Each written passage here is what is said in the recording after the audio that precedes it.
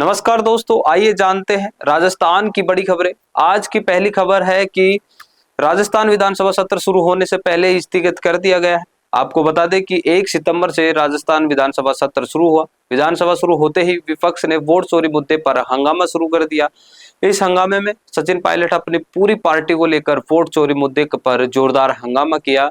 जोरदार हंगामे के चलते विधानसभा अध्यक्ष देवनानी ने 3 सितंबर तक विधानसभा को स्थगित कर दिया है। दूसरी बड़ी खबर, हनुमान बेनीवाल के खिलाफ जयपुर में छात्रों का फूटा गुस्सा। आपको बता दें कि एसआई भर्ती रद्द होने के बाद जो छात्र मेहनत करके एसआई बने, उन्होंने धरना प्रदर्शन किया और प्रदर्शन के दौरान एक छात्रा ने कहा कि बेनीवाल को तो राजनीति करनी है तो वो कुछ भी बोलेगा, लेकिन उसकी वजह से हमारी जिंदगी बर्बाद हो गई है। तीसरी बड़ी खबर, अजमेर दरगाह के हिंदू मंदिर होने के दावे पर अगली तारीख 6 सितंबर अजमेर की विश्व प्रसिद्ध सूफी संत ख्वाजा मोइनुद्दीन हसन चिश्ती की दरगाह में हिंदू मंदिर होने के दावे से जुड़े मामले में शनिवार को अजमेर सिविल न्यायाधीश एवं न्यायिक मजिस्ट्रेट पश्चिमी न्यायाधीश मनमोहन चंदेल ने न्यायालय में सुनवाई हुई। वहीं दरगाह कमेटी की ओर से भी अदालत में प्रार्थना पत्र दायर किया गया।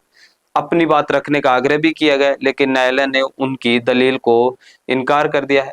अदालत ने अगली सुनवाई की तारीख 6 सितंबर 2025 तय की है। जयपुर में कचरा उठाने के लिए अब चुकाने होगा चार्ज। राजधानी जयपुर के दोनों नगर निगम अब कचरा संग्रहण के बदले यूजर चार्ज वसूलने की तैयारी में है।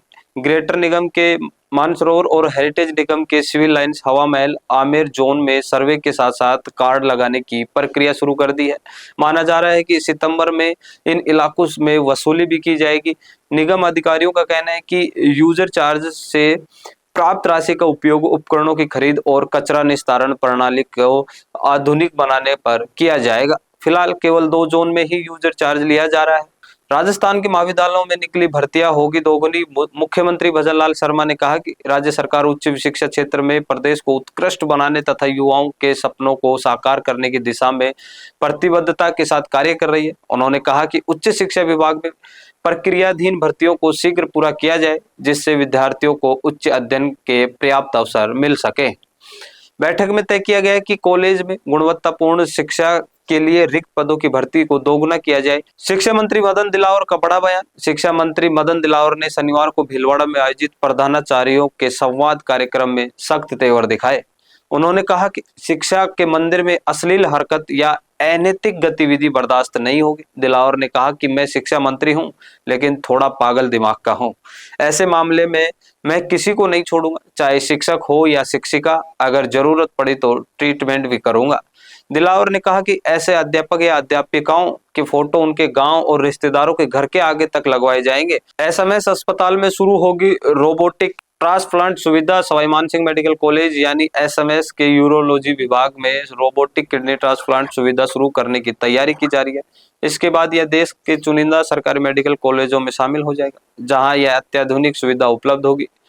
यूरोलॉजी विभाग अध्यक्ष शिवम प्रियदर्शी ने बताया कि एसएमएस अस्पताल में पिछले 25 वर्षों से किडनी ट्रांसप्लांट किए जा रहे हैं, जबकि वर्ष 2015 से केडेबल ट्रांसप्लांट भी सफलतापूर्वक हो चुके हैं। अब रोबोटिक सर्जरी तकनीक से मरीजों और अधिक सुरक्षित, सटीक और कम पीड़ादायक उपचार मिलेगा। राजस्थान में एसआई भर्ती 2021 में एसओजी का बड़ा खुलासा। स्पेशल ऑपरेशन ग्रुप एसओजी ने एसआई भर्ती परीक्षा 2021 पेपर लीक मामले में कई चौंकाने वाले खुलासे किए। सबसे बड़ा खुलासा तो राज्य की सुरक्षा व्यवस्था में तस्कर अपराधी व पेपर माफिया ने लगा दिया था। कई तस्करों व अपराधियों ने परीक्षा से पहले एसआई भर्ती परीक्षा का पेपर लीक व परिजन व परिचितों को थानेदार बना दिए। यह थानेदार आमजन से लेकर वीवीआईपी की सुरक्षा के लिए खतरनाक साबित हो सकते थे। ऐसे कई थानेदारों को एसओजी ने गिरफ्तार भी किया है। अजमेर डिस्कॉम अब साल में 6 बार करेगा मेंटेनेंस। अजमेर डिस्कॉम की ओर से अब बिजली के उपकरणों का रखरखाव हर 2 माह में किया जाएगा, जबकि पहले यह साल में 2 बार ही होता था। इससे ट्रिपिंग में सुधार होगा और गुणवत्ता बिजली उपलब्ध होगी। अजमेर विद्युत वितरण निगम की ओर से घरों तक निर्बाध बिजली पहुंचने के लिए हर संभव प्रयास किए जाते हैं।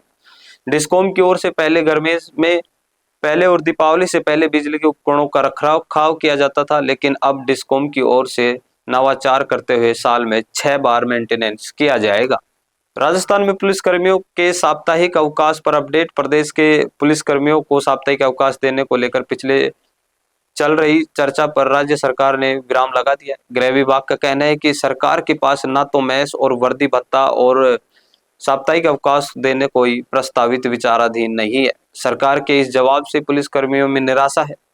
राज्य सरकार के गृह विभाग के संयुक्त शासन सचिव राकेश राजौरिया की ओर से ये विधानसभा में पेश किए गए जवाब में बताया कि राजस्थान पुलिस के पुलिस कर्मियों को हाई ड्यूटी अलाउंस के अलावा 5,000 मासिक रिस्क भत्ता देने संबंधित भी प्रस्ताव विचाराधीन नहीं है।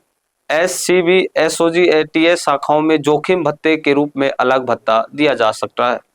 रामदेवरा में डिप्टी सीएम दिया कुमारी का बड़ा ऐलान। वरिष्ठ चिकित्सकों और तकनीशियनों से बातचीत के दौरान उप मुख्यमंत्री दिया कुमारी को जानकारी दी है कि क्षेत्र के लोगों की आंखों में विभिन्न तरह की बीमारियों का कारण विकट जलवायु और विकट भौगोलिक स्थितियां हैं। ऐसे में अधिकांश लोगों में नेत्र रोग पाए जाते हैं। इसको देखते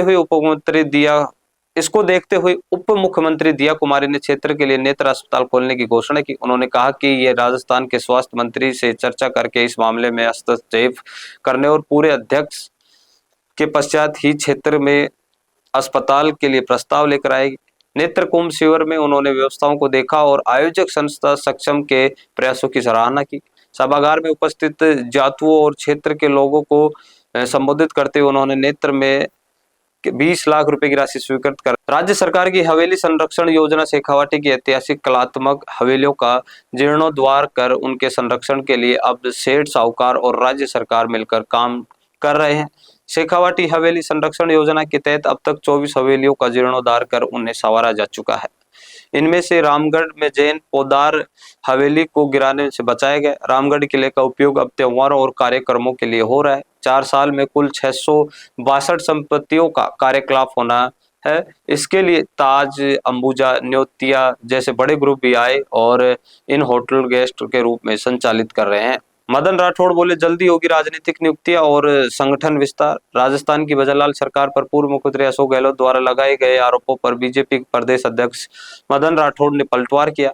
शनिवार को मीडिया से बात करते हुए मदन राठौड़ ने कहा कि पूर्व सीएम अशोक गहलोत को गिरबान में झांकने का अभ्यास नहीं है। राजस्थान में जितने भी पाप हुए वह तो उन्हीं की सरकार में हुए, हमने तो उन्हें धोने का काम किया है। राठौड़ ने मौजूदा राजनीति नियुक्तियों और संगठन विस्तार को लेकर भी अपना पक्ष रखा और बताया कि राजनीतिक नियुक्तियां और नई टीम में जल्द ही सब कुछ होगा, अब इससे ज्यादा दिन नहीं लगेंगे। राजस्थान कारागार विभाग में 34 अधिकारियों का ट्रांसफर और पदोन्नति। राजस्थान सरकार ने शनिवार को कारागार विभाग में बड़ा फेरबदल करते हुए 24 अधिकारियों का तबादला और पदोन्नति की है। यह पहली बार है कि जब एक साथ इतने बड़े पैमाने पर जेल अधीक्षक, उप अधीक्षक और जेलरों का ट्रांसफर किया गया है।